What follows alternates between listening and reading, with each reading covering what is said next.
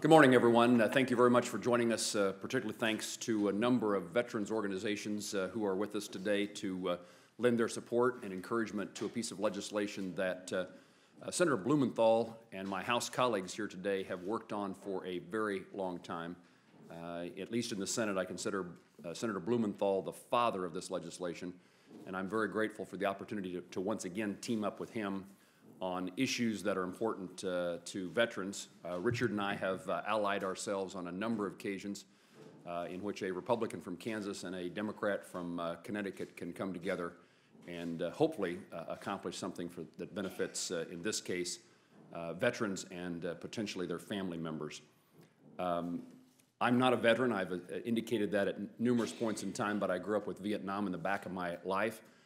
And among other things, reached the conclusion as a high school kid that ever given the opportunity, either as an American citizen or any other capacity, that we would do everything possible to honor our veterans and that those who experienced what was less than a welcome home in my time as a teenager would never experience that again.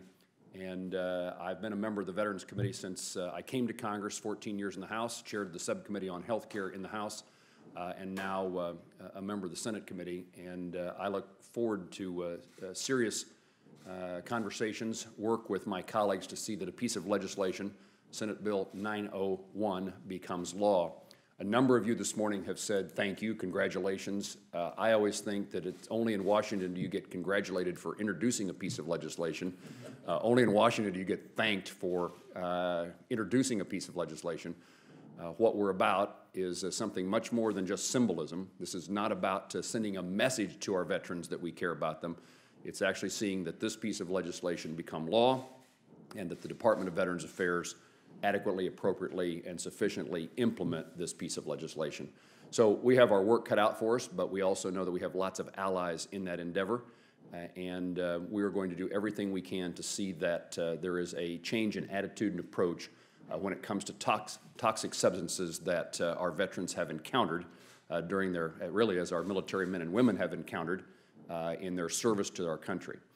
A particular aspect of this legislation, in fact, in my view, the crux of it, is recognizing that there are more than just the military man or woman who is affected by the toxic substance. What certainly conversations indicate, and I think what medical research has and will continue to indicate, is that there is a consequence to those military men and women who came in contact with toxic substances to their children and grandchildren. And the crux of this legislation is to require the Department of Veterans Affairs to devote significant resources in a couple of locations across the country to do the necessary research to demonstrate the medical connection between the coming in contact with those toxic substances and what it means to the next generation, our now veterans, children and grandchildren. I am so hopeful that we put the necessary people, personnel, and research in place that once that's demonstrated, that we will have the ability not only to care for our veteran, but to care for their family members. I think about this from a veteran's point of view. It's one thing, I think, for a veteran to be affected by exposure or by the consequences of military combat. That's something I would guess that a veteran learns to live with, learns how to deal with, but how troublesome, how discouraging, how difficult it must be to think that your service to your country may have resulted in significant medical, physical, emotional challenges and difficulties for your children and grandchildren. In many cases, someone who didn't serve. So it's one thing to volunteer for service today in our country and be willing to accept the burden that comes from that, both during your service and post-service, but what a tremendous burden it has to be to think about what you did may have consequences upon someone or a number of people that you care and love. So we're very serious about this legislation. We would ask for your support. I'm particularly pleased that we have a number of veteran service organizations who have joined us today in serious support on this issue. But I would now like to turn the microphone to my colleague, again, who I believe is the one who originated this concept, brought this legislation to me and to the forefront, and somebody who I'm delighted to work side by side with once again on issues that matter to our military and to our veteran men and women. Richard Blumenthal. Thank you. Richard, thank you. Thank you, Jerry. Thank you to Jerry Moran for his leadership. We wouldn't be standing here in a good position to pass this bill without the leadership of Senator Moran, and he and I, as he's correctly observed, have worked together successfully on a number of past measures where, as here, fairness demanded action. And he's put it very well. When a veteran has signed up for duty, he hasn't signed up his children or his grandchildren. He's willing to take that risk for himself. He's willing to give his life. But that doesn't mean he is willing to have his grandchildren have brain tumors or cancer or other toxic effects of his service. Here's what we know about the modern battlefield. There are all kinds of toxic substances out there that were unimaginable just 10 years ago, whether it's depleted uranium or the pollutants from the burn pits or nerve gas that is out there in unexploded ordnance. We know that the modern battlefield has perils, even for the veteran who hasn't been directly exposed to combat fire.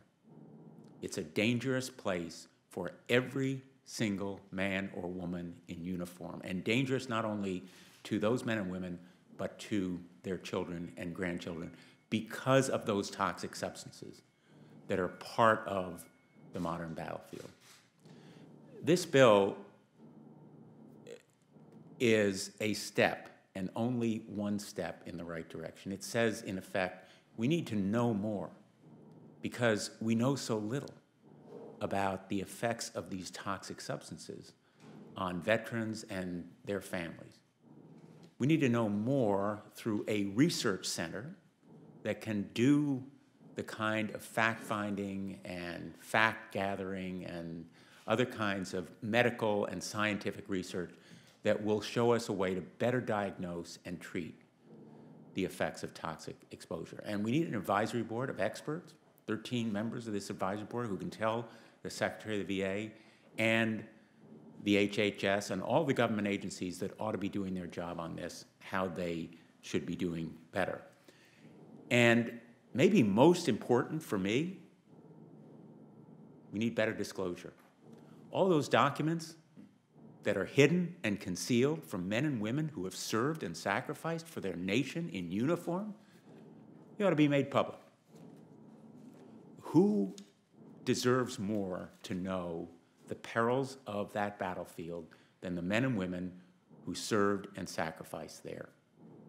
What a disgrace for the greatest, strongest country in the history of the world to hide and conceal from its own veterans the facts that can help them heal. Declassifying these documents is an essential part of this bill. Doesn't cost any money. Neither does the center in the sense of new money, but declassifying documents, full disclosure and transparency is what this government owes its veterans. And that is, in dollars, costless. Concealment has huge costs to our veterans in their health and well-being, and this bill would end that policy of concealment and non-disclosure. So I want to thank the veteran service organizations. Senator Moran has been very kind in describing my role. At the end of the day, the folks who are responsible for this bill and who will be responsible for its approval by the Congress are the veteran service organizations who are represented here today and the members out there who I hope will be heard in this process, because ultimately they are the face and voice for countless veterans who feel this problem and the obligation to address it, not just for themselves, but for their fellow veterans and for children and grandchildren who will be affected by it. And so I want to thank all of you for being here today. It's It's very important that you do so, and I'm very privileged now to introduce U.S. Representative Dan Beneček. Thank you, Dan. Well, it's great to be here today. Thank all of you for being here today. I want to thank my colleague, Mike Honda, as well as our Senate sponsors, Jerry Moran and Richard Blumenthal, for their leadership on such an important issue. It's been a pleasure working with all of you through this process. I want to especially thank those of us joining us from the Veteran Service Organizations. For me, this process began with members of the Vietnam Veterans of America who began sharing with me the challenges and problems veterans from their era faced as a result of toxic exposure. From there, I worked with the American Legion, the VFW, AMVETS, the Rolling Thunder, to learn more about the problem and try to work for a solution.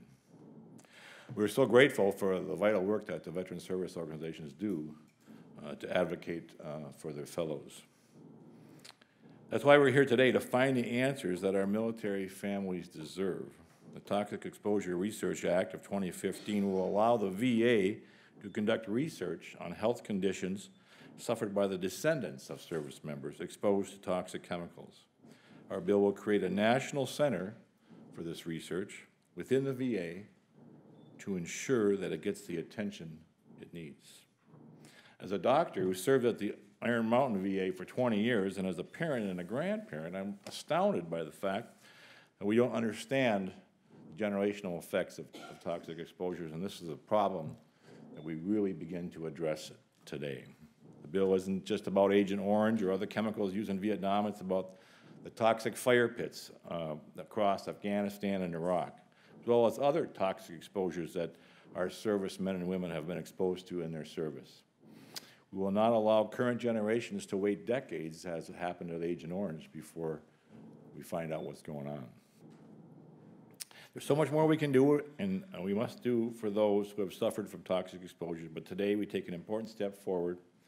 I hope to celebrate with you all soon the President's signing of this legislation. The sacrifices our veterans and their families have made for our nation have made our nation what it is today. And you know, we're eternally grateful, and we need to continue to work on them. I'd like to introduce Mike Honda, my colleague. Thank you, Dan, and good afternoon, everyone, and thank you for coming today. I'm really proud to be part of this bipartisan and bicameral team that will introduce the Toxic Exposure Research Act of 2015.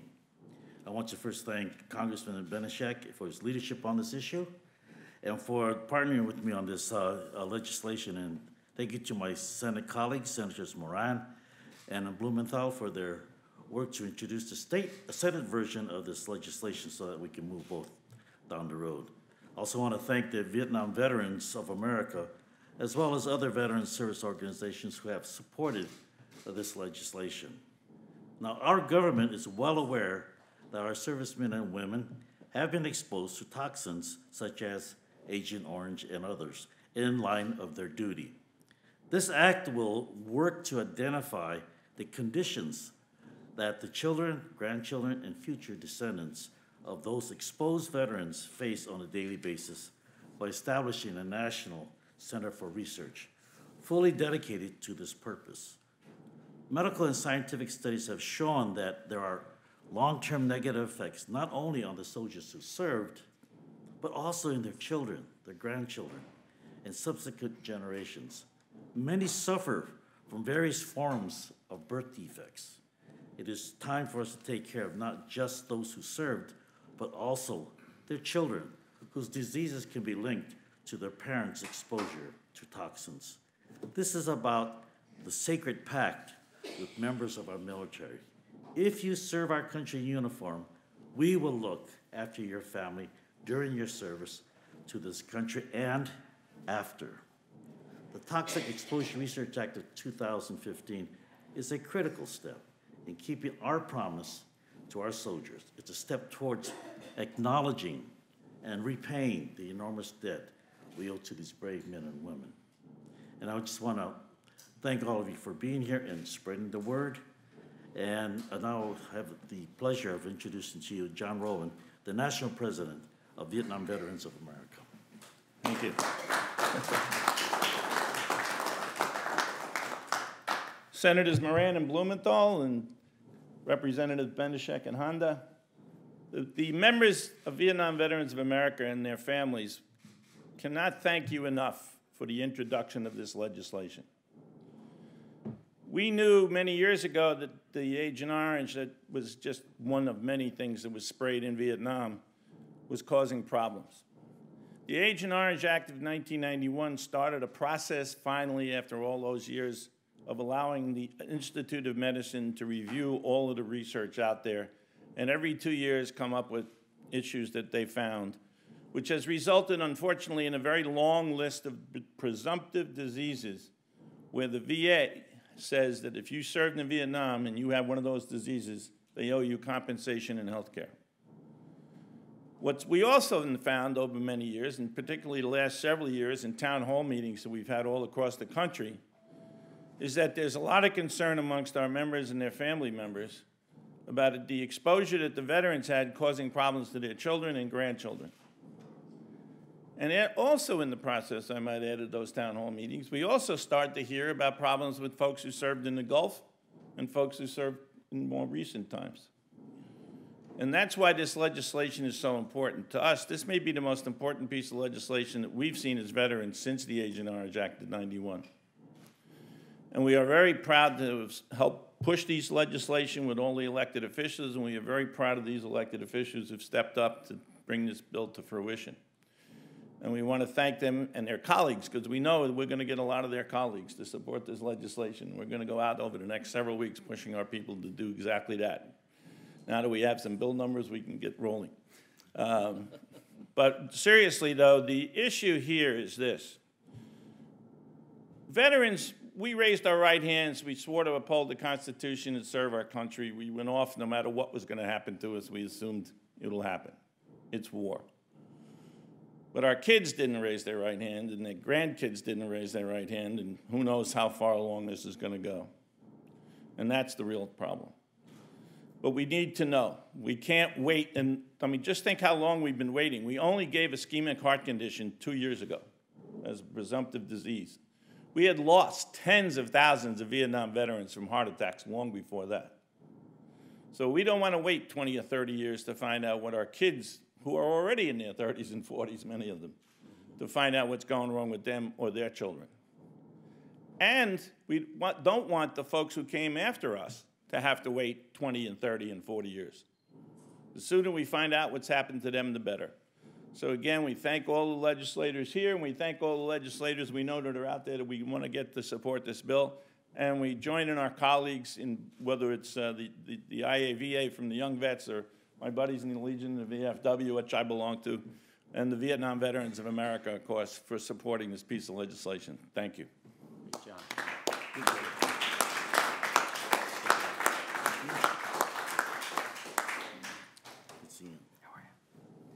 Good afternoon. I'm Edward Lilly. I'm the team leader for health policy for the American Legion.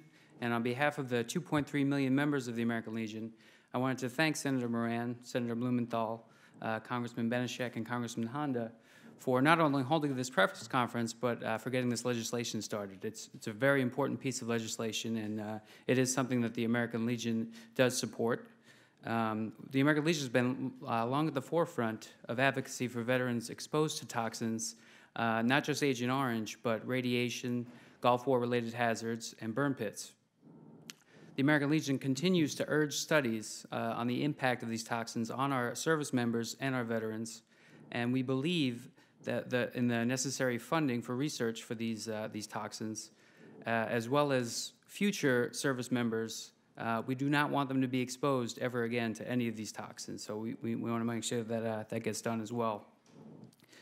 This legislation is so important, and it's huge, and it would really help not just the veterans and service members understand what their impact is from these toxins, but it also help understand their descendants and what's going on with them.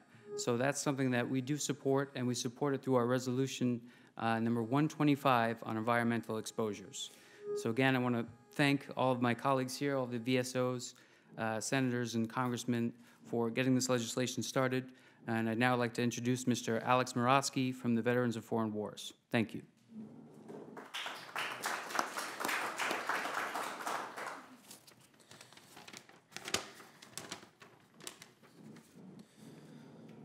On behalf of the Veterans of Foreign Wars of the United States, we're pleased to offer our strong endorsement for the Toxic Exposure Research Act of 2015. By mandating dedicated research, this legislation would begin to address the multiple health issues faced by veterans and their descendants as a result of service-related toxic wounds, and we thank Senators Moran and Blumenthal and Congressman Benishek and Honda for bringing it forward. This nation has a long history of offering health care compensation and benefits to veterans who suffer from traditional wounds on the battlefield. Veterans who suffer from toxic wounds, however, have traditionally had a more difficult road towards accessing their benefits. The VFW believes that toxic wounds are wounds just the same. They should be treated just as seriously as physical or mental wounds, and those who suffer from conditions as a result of service-related toxic exposure are equally deserving of health care and the benefits they need. Additionally, toxic wounds are different than other wounds, since toxic exposures have the potential to affect a veteran's descendants.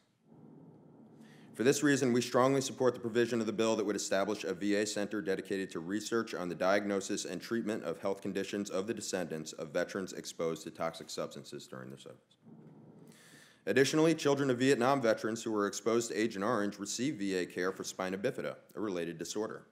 The VFW suspects that still more disorders in descendants could be related to Agent Orange. Additionally, exposure to toxic substances is not limited to Vietnam veterans.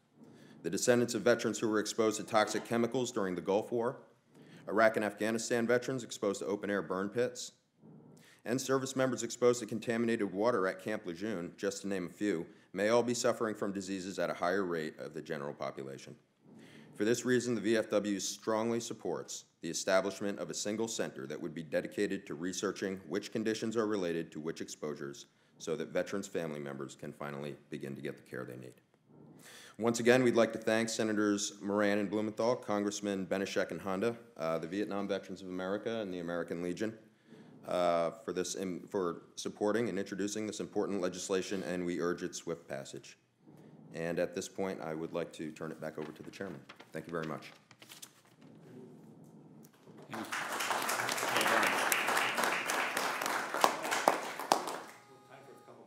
Yeah, if there are any questions, we'd be happy to answer them. Yes, sir. Mr. Jack McGrath, Vietnam Veterans of America. We would like to see the bill voted on prior to Memorial Day 2015.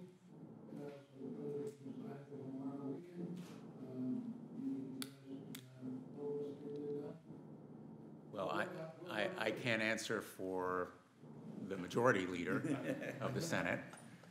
Wish I could, but I'd certainly be all in favor of it, and I know Senator Moran shares our passion for it, but we can't guarantee what the schedule would be, and I think that's a very worthwhile and worthy objective, and I will today ask whether perhaps we can accomplish that goal.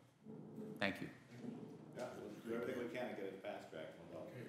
Yeah. Thanks for the question about timing. That's important. Yeah, we're at it. Yes, sir. Yes, sir. I'll only take a minute. First of all, I'd like to endorse this legislation very helpful. Because of the fact that we've gone through many, many years without any understanding or compensation from, we've got it from Congress, all right, but chemical companies got it away sometimes. Anyways, I was a member of the Neighbors case. I don't know whether you remember that or not. Where we sued the VA for basically fraudulated blood claims on Agent Orange and other toxins houses. Now, the question is, under the law, if the veteran has 50% of the evidence in a claim, the VA is authorized by law to pay that claim.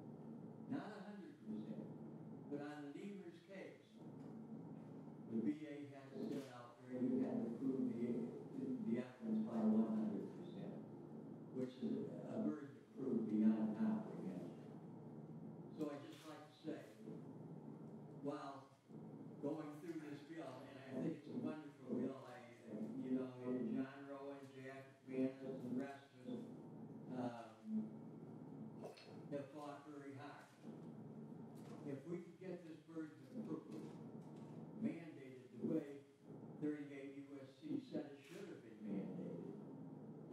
the problem I think that we had before.